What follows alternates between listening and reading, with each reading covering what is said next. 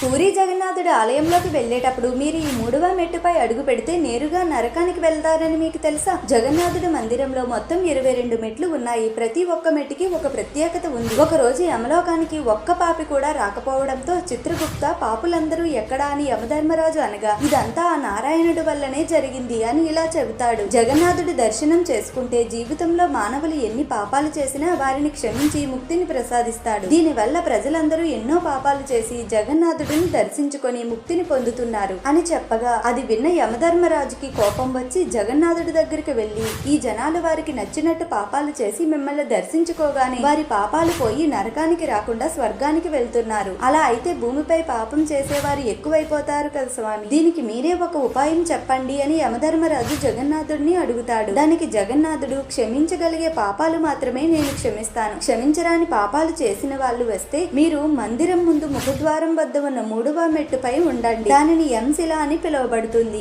ఎవరైతే క్షమించరాని పాపం చేస్తారో వారు నన్ను దర్శించుకొని తిరిగి వెళ్లేటప్పుడు ఆ మెట్టును తొక్కుతారు. వారు ఖచ్చితంగా నీ నరకానికి వస్తారు అని చెబుతాడు. దాంతో యమధర్మరాజు సంతోషిస్తాడు. జై జగన్నాథ.